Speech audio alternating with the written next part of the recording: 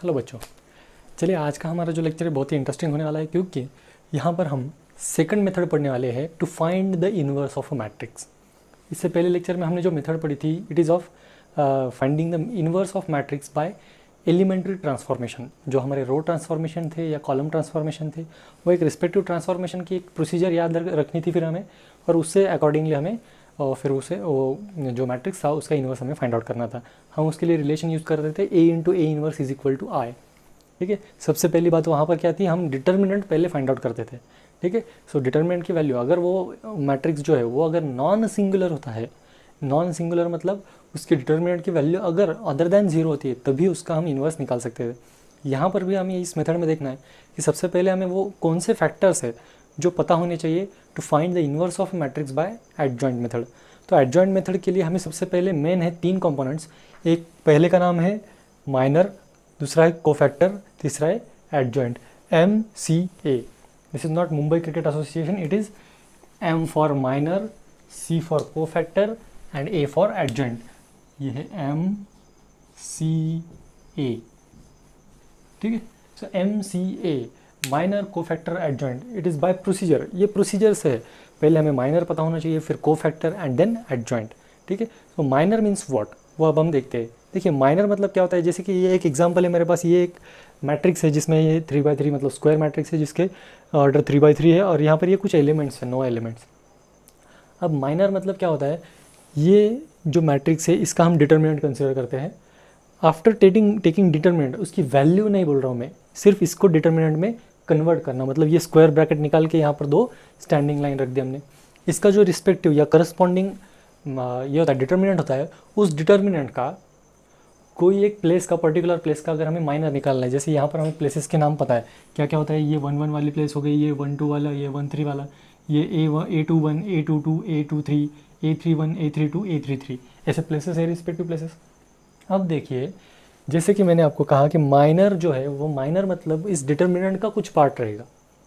मतलब for example देखिए, अगर ये 1 1 प्लेस का हमें माइनर निकालना है तो हम क्या करेंगे, A11 मतलब क्या है, फर्स्ट रो और फर्स्ट कॉलम का ये एलिमेंट है। तो वो एलिमेंट जिस रो और जिस कॉलम में है उस रो और कॉलम को एलिमिनेट करके जो डिटर्मिनेंट का पार्ट बचता है, that part is nothing but the minor of that particular place element. यही यहाँ पर मैंने डेफिनेशन में लिख के दिया है, देखिए minor of any element AIJ, any place AIJ, जैसे कि यहाँ पर हमने एग्जांपल में 1 1 लिया था, AIJ प्लेस वाला कोई भी एलिमेंट का अगर हमें माइनर निकालना है तो हमें क्या करना है, it is nothing but a determinant of determinant is the determinant obtained by deleting मतलब eliminating ith row and jth column in which the element AIJ lies और प्रेजेंट। मतलब अभी यहाँ पर आपको जैसे मैंने कहा कि अगर 1 1 प्लेस का, ये प्लेस का अगर हमें माइनर निकालना है तो माइनर निकालने के लिए क्या करेंगे, हम इसका जो रो होता है वो रो और इसी का कॉलम हम एलिमिनेट कर देंगे, जो बचा वो होता है माइनर ऑफ दैट प्लेस। मतलब अगर हमें माइनर निकालना है किसका, माइनर ऑफ A11 प्लेस, मतलब हम क्या करेंगे, फर्स्ट रो और फर्स्ट कॉलम एलिमिनेट कर देंगे, डिलीट कर देंगे, उसमें से क्या बचा फिर ये 4 एलिमेंट्स बचते हैं, 5 -6 -8 एंड 9। ऐसे ही अगर मुझे क्या करना है, सपोज 2 3 प्लेस का माइनर निकालना है, माइनर ऑफ 2 3 प्लेस, इसको जो डिनोट करते हैं हम, इसका नोटेशन जो होता है वो M माइनर है ना, तो माइनर का M। ठीक है, माइनर का M 2 3 मतलब सेकेंड रो थर्ड कॉलम वाले एलिमेंट का हमें माइनर निकालना है। तो अब उसका कैसा करेंगे हम, बहुत ही ईजी है। देखिए 2 3 प्लेस मतलब ये एलिमेंट होता है, मतलब हमें यहाँ पर अब क्या करना पड़ेगा, किसको एलिमिनेट करना पड़ेगा, हमें second row and third column के जो एलिमेंट्स है वो छोड़ देने पड़ेंगे, जो बचा उसका हमें डिटर्मिनेंट लेना पड़ेगा। तो डिटर्मिनेंट क्या आएगा, देखिए माइनर 2 3 प्लेस का अगर हमें निकलना है तो second row third column eliminating 1 -2 7 -8, अब जाके इसकी जो भी वैल्यू आएगी that will be the minor of that respective place. अब देखिए यहाँ पर मैं इसकी माइनर की वैल्यू निकालता हूँ, 9 5 45 और ये 8 6 माइनस माइनस है तो प्लस हो जाएगा, 8 6 48। ठीक है, अब ये माइनस माइनस है, जैसे देखा जाए कि डिटरमिनेंट में सॉल्व करते वक्त यहाँ पर माइनस साइन लगता है। ठीक है, अब यहाँ पर जो माइनस इंटू माइनस हुआ वो यहाँ के ये 48 का साइन प्लस हो गया यहाँ पर। ठीक है, अब यहाँ पर आगे जाके जब हम सॉल्व करेंगे तो 45 - 48 दैट विल बी -3। यहाँ पर देखिए -8 माइनस ऑफ 7 2 14 -14 आया यहाँ पर, तो ये क्या बना हमें -8 + 14 दैट इज इक्वल टू +6। ठीक है, इतना सिंपल है देखिए माइनर निकालना। अब हमें क्या करना है, हर एक प्लेस का माइनर निकालना है यहाँ पर। While dealing with adjoint method हमें A11 प्लेस से लेके A33 प्लेस तक के सारे एलिमेंट्स के हमें माइनर निकालने हैं। जैसे कि यहाँ पर ये 1 है, ये -2 है, ये 3 है, हर एक प्लेस का हमें यहाँ पर माइनर निकालना पड़ेगा। ठीक है, सो 4 5 6 -6 4 5 -6 7 -8 9 हर एक प्लेस का माइनर निकालना है। यहाँ से स्टार्ट करेंगे हम। देखिए माइनर निकालने की प्रोसीजर मैं बता रहा हूँ आपको। M11 का पहले, फिर M12, देन M13, उसके बाद M21, M22, M23, then M31, M32, M33। ठीक है, तो ये प्लेसेस को हमें इस रिस्पेक्टिव ऑर्डर से अगर निकाले तो हमें आगे जाके कैलकुलेशन के लिए अच्छा होता है। मतलब अभी यहाँ पे अगर हम M11 प्लेस का अगर देखें तो डिटरमिनेंट क्या आएगा M11 प्लेस का, यहीं पर हमने सॉल्व किया है वो आया। मैं डायरेक्टली वो वैल्यू लिख देता हूँ, -M11 is equal to -3। M12 place का मतलब first row and second column हमें एलिमिनेट करना है, छोड़ देना है, और जो बचता है उसकी वैल्यू निकालनी है। मतलब ये 4 -6 7 एंड 9। ठीक है, M13 प्लेस का M13 मतलब first row and third column हमें एलिमिनेट करना है, जो बचता है वो हमारा डिटरमिनेंट में हम लिखेंगे। वो क्या बचता है देखिए 4 5 7 एंड -8। ठीक है, अब डिटरमिनेंट की वैल्यू कैसे निकालना है, ये तो बात कुछ नहीं है। इसमें आप डिटरमिनेंट की वैल्यू निकालिए, आपको उस प्लेस का माइनर मिल जाएगा। M21 मतलब second row and first column को हमें एलिमिनेट करना है। देखिए सेकेंड रो फर्स्ट कॉलम को एलिमिनेट करने के बाद हमारे पास क्या बचता है, second row and first column को एलिमिनेट करने के बाद ये बचेगा हमारे पास -2 3 -8 एंड 9। ओके, M22 प्लेस का अगर सपोज हमें निकालना है माइनर, सो 2 मतलब second row and second column, ये सेकेंड रो ये सेकेंड कॉलम, इनको हमें एलिमिनेट करना है। बचा क्या है, ये 1 3 7 9 1 3 7 9। ठीक है, अब M23 प्लेस का निकालते हैं। M23 प्लेस का तो मैंने यहाँ पर निकाल के दिया है, डायरेक्ट वैल्यू लिखता हूँ मैं उसकी, अगर चाहिए तो वो फिर से हम नोट डाउन करेंगे। 1 -2 7 -8। एक बार फिर से चेक कर लीजिए, देखिए सेकंड रो थर्ड कॉलम 1 -2 7 -8 बचता है। M31 प्लेस का करेंगे तो बच्चों क्या करेंगे हम, third row and first column को एलिमिनेट करके जो बचता है वो हमारा डिटर्मिनेंट, दैट विल बी -2 3 5 -6।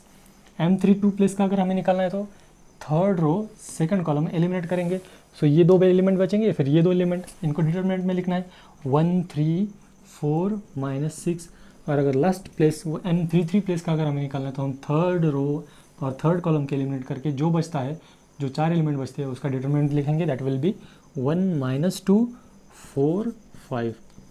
अब जैसे ही हम इस रिस्पेक्टिव डिटरमिनेंट्स के वैल्यूज़ निकालेंगे that will be our minor.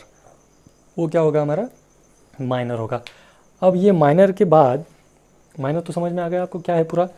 Minor के बाद है C मतलब cofactor. M completed, now we are moving towards C cofactor.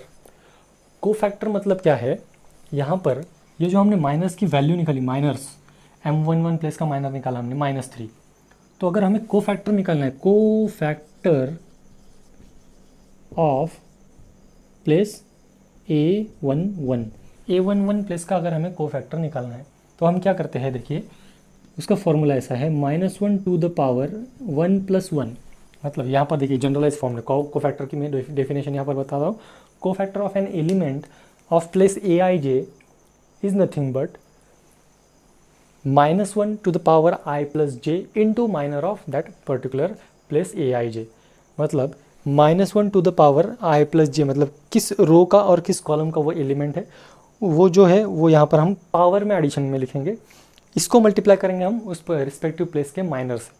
ठीक है, अब यहाँ पर देखिए कोफैक्टर ऑफ 1 प्लेस निकालना है, उसका माइनर की वैल्यू हमारे पास है, तो ये -1 to the power 1 + 1 into minor is -3। मतलब ये क्या बन जाएगा, देखिए -1 to the power 2 मतलब -1 का स्क्वायर, -1 का स्क्वायर होता है +1 इंटू ये -3 एज इट इज़। सो इसका कोफैक्टर क्या मिला हमें, -3। लेकिन पहले हमें क्या करना है, पहले माइनर, ये हमने माइनस निकाल ली, इसकी वैल्यूज निकालना बाकी है, लेकिन प्रोसीजर तो पता चल गया आपको कि माइनस कैसे निकालते हैं। माइनर के बाद है कोफैक्टर। अब कोफैक्टर ऑफ कोई भी प्लेस का वाला बोल दो, सपोज मुझे कोफैक्टर निकालना है। अब कोफैक्टर को जैसे हमने माइनर को M22 या MIJ से डिनोट किया, वैसे कोफैक्टर को CIJ नहीं होता है, कोफैक्टर को होता है कैपिटल AIJ, ये होता है उसका नोटेशन। जैसे कि यहाँ पर भी मैंने लिख के दिया है, cofactor is denoted by AIJ of an element AIJ। अगर स्मॉल AIJ प्लेस का अगर वो एलिमेंट है तो उसको कैपिटल AIJ से डिनोट किया जाता है, ठीक है।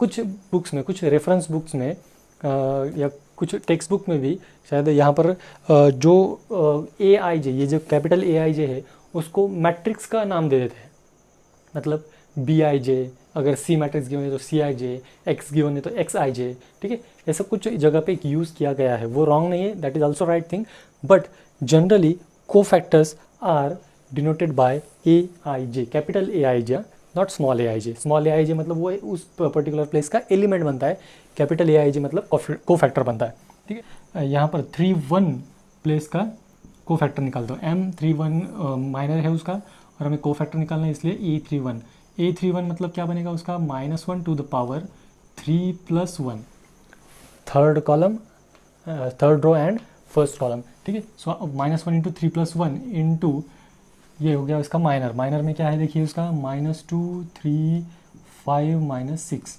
सो it is -1 to the power 4, -1 to the power 4 means वो +1 रहेगा, +1 इंटू इसका ये 6 2 12 -5 3 15, सो ये क्या मिला हमें -3।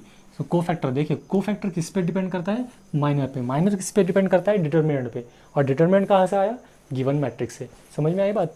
सो हमें गिवन मैट्रिक्स से पहले उसका डिटर्मिनेंट निकालना है, डिटर्मिनेंट से उसके माइनर्स निकालने हैं, माइनर्स के बाद हम निकालेंगे कोफैक्टर।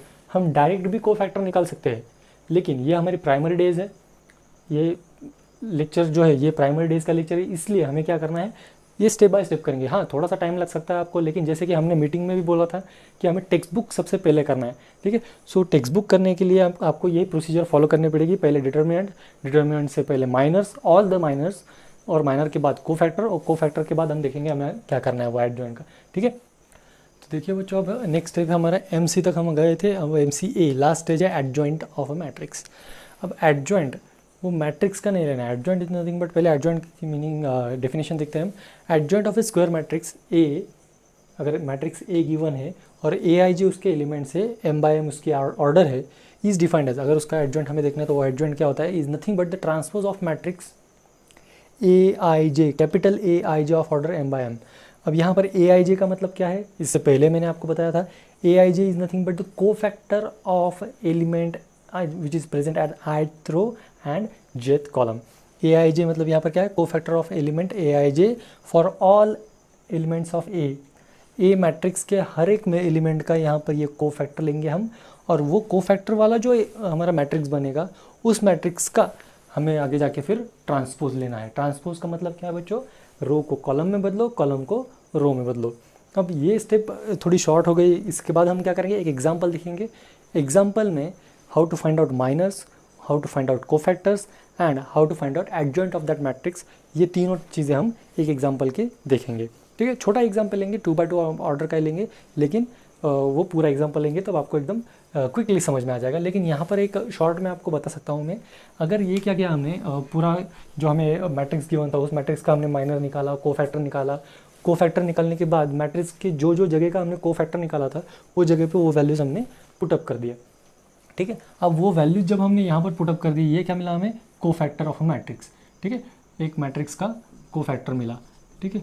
अब इसका करना है हमें एडजॉइंट, ट्रांसपोज मतलब फिर क्या करेंगे हम, फिर एडजॉइंट मिलेगा हमें, adjoint of A which is nothing but equal to, यहाँ पर फर्स्ट रो को फर्स्ट कॉलम में कन्वर्ट कर रहा हूँ मैं, मतलब ये बन जाएगा A11 A12 A13, यहाँ के एलिमेंट्स इधर आ गए, सो ये सेकंड रो सेकंड कॉलम बन जाएगा, A21 A22 A23, फिर ये बनेगा यहाँ पर ये A31 A32 A33, ठीक है। तो ये बन गया हमारा एडजॉइंट ऑफ A। अब हम क्या करेंगे, इस मैट्रिक्स का जो हमारे एक छोटा सा मैट्रिक्स है, 2x2 मैट्रिक्स का स्क्वायर मैट्रिक है 2 ऑर्डर का, इसका हम पहले माइनर निकालेंगे, फिर कोफैक्टर निकालेंगे, फिर उसका एडजॉइंट निकालेंगे, एंड एट लास्ट उसको इनवर्स फाइंड आउट करने के लिए ये सारे फैक्टर्स कैसे हमें यूज़फुल है वो हम देखेंगे, ठीक है। तो चलिए, मेरे पास एग्जांपल मैंने लिख लिया है, 2 - 2 4 3, ये जो एलिमेंट्स है सबसे पहले हम निकालेंगे इन सबके माइनर्स। अब माइनर ऑफ प्लेस 1 1 एलिमेंट 1 1 वाला ये एलिमेंट है उसका माइनर। अब माइनर मतलब क्या होता है, eliminating the respective row and column of that element, मतलब फर्स्ट रो और फर्स्ट कॉलम एलिमिनेट कर देंगे तो क्या बचेगा, सिर्फ 3। Minor of 1 2 place, first row second column वाला एलिमेंट, ये पूरे रो और कॉलम अगर हमें एलिमिनेट कर दे तो क्या बचता है, सिर्फ 4। Minor of 2 1 place, second row first column मतलब ये -2। माइनर ऑफ 2 2 प्लेस मतलब ये 2। ठीक है, ये हो गए सारे माइनस। 2 2 वाला एग्जाम्पल ना, 3 3 वाला होता तो फिर हमें वो डिटरमिनेंट वगैरह जो कुछ भी बचता था वो सॉल्व करना पड़ता था। अब हम करेंगे फाइंड आउट यहाँ पर कोफैक्टर क्या होता है, AIJ मतलब A1 1 प्लेस वाला, -1 to the power 1 + 1 into minor उसका क्या है 3, मतलब ये क्या बनेगा -1 into 3 that is sorry +1 into 3 that is 3। फिर A1 2 प्लेस का मतलब -1 टू द पावर 1 + 2 इंटू इसका माइनर क्या है, देखो 1 2 प्लेस का बच्चों 4, मतलब क्या बनेगा ये -1 into 4 that is equal to -4। फिर A2 1 प्लेस का मतलब -1 to the power 2 + 1 into 2 1 place का माइनर क्या है हमारे पास -2, तो इसका क्या आएगा देखिए आंसर -1 इंटू, क्योंकि इसका पावर ऑड है ना, 2 + 1 3 है, -1 इंटू -2 इज 2। फिर M22 मतलब A22 adjoint of second row and second column वाला एलिमेंट जो है, फिर इसका क्या बनेगा -1 टू द पावर 2 + 2 इंटू ये 2 as it is, that means -1 into the power 4 है, ऑड इवन पावर है, तो ये बनेगा 1 into 2 that is equal to 2। ये आ गए हमारे सारे कोफैक्टर्स। अब हम क्या करते हैं, इसका कोफैक्टर का मैट्रिक्स लिखते हैं, कोफैक्टर ऑफ ए, ये क्या आएगा देखिए, फिर A1 1 place 3, 1 2 place -4, 2 1 place 2 and 2 2 place का भी 2। ठीक है, अब यहाँ पर हमें क्या चाहिए, यहाँ पर हमें क्या करना है, अगर हमें एडजॉइंट फाइंड आउट करना है तो एडजॉइंट के लिए हम क्या करते हैं, देखिए बच्चों, एडजॉइंट के लिए एडजॉइंट ऑफ ए मतलब हमें इसका ट्रांसपोज लेना है। इसका ट्रांसपोज क्या आएगा, first row will become first column, second row will become second column, ये आ गया हमारा एडजॉइंट ऑफ ए। अब ये तीनों फैक्टर्स अगर हमें याद है अच्छे से, कौन कौन से फैक्टर्स देखिए बच्चों, ये M मतलब -C मतलब कोफैक्टर्स एंड A मतलब ये एडजॉइंट, अगर ये तीनों चीज़ें हमें पता है तो हम अच्छे से उसका फिर इन्वर्स जो है वो निकाल सकते हैं। तो A inverse is equal to, यहाँ पर फॉर्मूला में लिख रहा हूँ, देखिए A inverse is equal to 1 upon determinant of A। ठीक है, ये फॉर्मूला है किसका, A इन्वर्स निकालने का। सो ये A inverse is equal to 1 upon, अब ये जो ओरिजिनल मैट्रिक्स है उसका हम डिटर्मिनेंट निकालेंगे। यहाँ पर अगर ये इसको हम A कंसिडर करते तो डिटर्मिनेंट ऑफ A यहाँ पर क्या मिलेगा, 2 3 = 6 minus minus plus 4 2 = 8, 6 + 8 is equal to 14। 14 है इसका हमारा डिटर्मिनेंट की वैल्यू। फिर अब एडजॉइंट ऑफ ए क्या है, 3 2 -4 एंड 2। सो यहाँ पर देखिए ये जो कुछ भी हमें मिला that will be the A inverse, ये पूरा हमें क्या मिला, A इनवर्स की वैल्यू। अब देखिए बच्चों, हम 2/2 का हमने एक एग्जांपल देख लिया, अब हम देख रहे हैं 3/3 ऑर्डर का एक एग्जांपल। इसमें हमें क्या करना है, same find the inverse of matrix A by adjoint method. अब एडजॉइंट मेथड से हमें मैट्रिक्स ए का इनवर्स फाइंड आउट करना है। ठीक है, तो फर्स्ट स्टेप क्या रहेगी हमारी, माइनर फाइंड आउट करना, फिर कोफैक्टर फाइंड आउट करना, फिर एडजॉइंट ऑफ कोफैक्टर, और फिर फाइनली वो फॉर्मूला अप्लाई करेंगे। तो फॉर्मूले के लिए सबसे पहले हमें क्या चाहिए, यहाँ पर डिटर्मिनेंट ऑफ ए, यहाँ पर हम फाइंड आउट करेंगे determinant of A is equal to, A का डिटर्मिनेंट यहाँ पर क्या होने वाला है, 2 -1 1 -1 2 -1 1 -1 2। सो इसका हमें डिटर्मिनेंट चाहिए। So determinant of A is equal to 2 into 2 2 = 4 -1 minus, अब यहाँ पर माइनस होता है लेकिन वहाँ पर -1 है इसलिए वो माइनस माइनस हो गया, +1 इंटू, ये -1 इंटू 2 इज़ -2, और ये 1 -1 मतलब -1 होता है, लेकिन यहाँ पर भी माइनस होता है, तो ये माइनस और वो आने वाला माइनस हो गया +1। फिर ये +1 इंटू, फिर ये रो ये कॉलम छोड़ के -1 इंटू -1 इज़ 1, -1 इंटू 2 इज़, ये हो गया यहाँ तक। तो देखिए डिटर्मिनेंट ऑफ ए की वैल्यू क्या है बच्चों, फिर 2 इंटू ये 4 -1 is 3 +1 into -2 + 1 is -1 + 1 into 1 - 2 is -1। यहाँ पर ये टोटली मिल गया 3 2 6 -1 - 1 मतलब -2 6 - 2 इज़ 4। ये आ गया हमारी मैट्रिक्स की वैल्यू, सॉरी इसकी मैट्रिक्स का डिटरमिनेंट का वैल्यू। अब ये डिटरमिनेंट मिल गया हमें। अब देखिए आपको लगता होगा कि सर ये माइनस फाइंड आउट करना, कोफैक्टर फाइंड आउट करना, ये थोड़ी लेंदी मेथड है। तो उसके लिए शॉर्टकट भी है बच्चों हमारे पास। शॉर्टकट क्या है, आप डायरेक्टली कोफैक्टर पे जा सकते हो, कोफैक्टर फाइंड आउट करने जा सकते हो। कैसे? जैसे कि मैंने पहले वाले एक एग्जांपल में जब माइनर और कोफैक्टर हमने देखा था, तो वहाँ पर मैंने बताया था आपको कि जब कोफैक्टर फाइंड आउट करते हैं हम, सपोज A11 प्लेस का मुझे कोफैक्टर फाइंड आउट करना है, तो उसके लिए हम क्या करेंगे, -1 टू द पावर 1 + 1 इंटू, वैसे भी हम माइनर की आने वाली वैल्यू करते, तो यहाँ पर instead of finding separate minors, आप यहाँ पर सीधा वो माइनर लिख सकते हो। A11 प्लेस का क्या आने वाला है, यहाँ पर माइनर 1 1, मतलब फर्स्ट रो फर्स्ट कॉलम छोड़ दो, जो बचे वो एलिमेंट्स लिख लो। 2 - 1 - 1 2। अब इसका आंसर निकालो, -1 टू द पावर 1 + 1 मतलब -1 square, which will be the +1 into 2 2 = 4 -1 मतलब ये बना 1 इंटू 3 दैट इज़ 3। सीधा कोफैक्टर मिल गया। माइनर फाइंड आउट किया कि मैंने नहीं, माइनर सेपरेटली नहीं फाइंड आउट किया, यहीं पर मैंने माइनर एडजस्ट कर लिया, ठीक है। और हम फाइंड आउट करने जा रहे हैं A12, सारे एलिमेंट्स का हमें ये फाइंड आउट करने हैं। अब -1 टू द पावर 1 + 2 इंटू 1 2 मतलब फर्स्ट रो सेकंड कॉलम -1 -1 1 2, ये मिला हमें -1 टू द पावर 3 है, मतलब ये -1 ही मिलेगा, इंटू यहाँ पर ये -2 + 1 -1 इंटू -1 इज़ +1, ठीक है। फिर A13 प्लेस का निकालेंगे हम minor, -1 to the power 1 + 3 into 1 3 मतलब फर्स्ट रो से थर्ड कॉलम छोड़ के जो बचा वो -1 2 1 -1 that will be equal to power. देखिए -1 का पावर 4 है, मतलब इवन पावर है, तो वो +1 बन जाएगा। +1 इंटू ये minus into minus +1 -2 that will be become, ये -1 आ गया, ठीक है। 1 इंटू 1 - 2 इज़ -1 ना, देयरफॉर यहाँ पर फाइनल प्रोडक्ट आया यहाँ पर -1। अब निकालेंगे हम A21 प्लेस का, मतलब -1 to the power 2 + 1 second row first column eliminate कर दो, बचा क्या -1 1 और ये -1 2। अब इसका कोफैक्टर निकालेंगे हम, ये -1 टू द पावर क्या आया 2 + 1 मतलब 3, ऑड पावर आया, दैट विल बिकम -1 इंटू ये -2 एंड माइनस ऑफ माइनस -2 + 1 मतलब ये -2 + 1 इज़ -1 -1 इंटू -1 इज़ +1, ठीक है। ये हो गया यहाँ पर, ये A21 प्लेस का हो गया। अब हम निकालेंगे cofactor of A22 place, -1 to the power 2 + 2, फिर determinant of second row second column eliminate करो, जो बचा वो मतलब 2 1 1 2, ठीक है। -1 का पावर 2 + 2 4 मतलब आया +1 into 2 2 = 4 -1 that is equal to 3। अब निकालेंगे हम cofactor of A23 place, -1 to the power 2 + 3, ठीक है। अगर किसी को कुछ और सूझ रहा है इसमें तो आप वो कुछ भी मत सोचिए, सिर्फ यहाँ पर ध्यान दीजिए जो मैं पढ़ा रहा हूँ, ठीक है। सो A23 मतलब सेकेंड रो थर्ड कॉलम 2 - 1 1 -1 2 + 3 मतलब 5, ऑड पावर आया उसका, ऑड पावर आना मतलब -1 का आंसर मिलता है, -1 टू द पावर 5 मतलब -1। अब यहाँ पर ये जो बचता है 2 इंटू -1 इज़ 2 -1 इंटू -1 -1 होता है वो माइनस, और ये माइनस बन गया प्लस।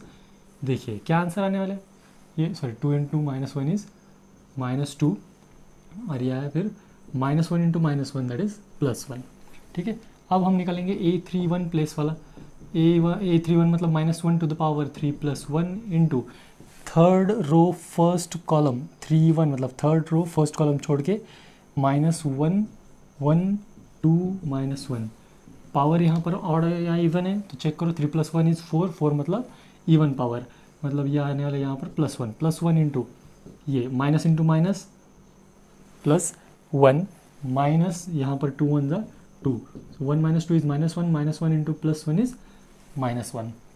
यहाँ पर फिर A32 प्लेस वाला हम कोफैक्टर फाइंड आउट करेंगे, -1 to the power 3 + 2 3 2 third row second column eliminating, फिर बचा क्या ये 2 1 -1 -1 2 1 -1 -1।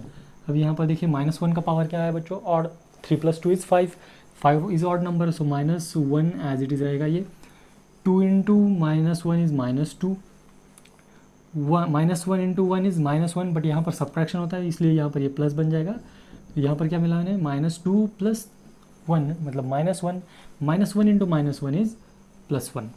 फिर एक लास्ट एलिमेंट बचता है हमारा A33 प्लेस का, मतलब -1 to the power 3 + 3, 3 3 third row third column eliminate करके फिर क्या बचा, 2 -1 -1 2, so that will be 1, power even है, 1 इंटू 2 2 ज़ा 4 -1 दैट इज इक्वल टू 3। अब देखिए हम लिख रहे हैं कोफैक्टर का मैट्रिक्स। कोफैक्टर का मैट्रिक्स क्या है यहाँ पर,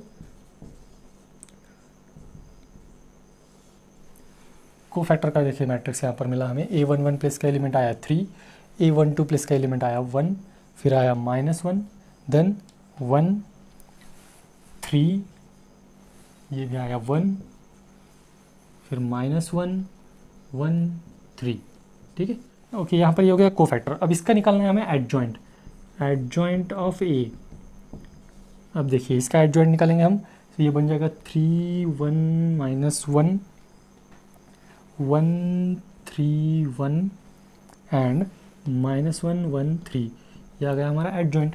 अब हम फॉर्मूला यूज़ करेंगे, क्या है हमारे पास formula, A inverse is equal to 1 upon determinant of A into adjoint of A, ठीक है।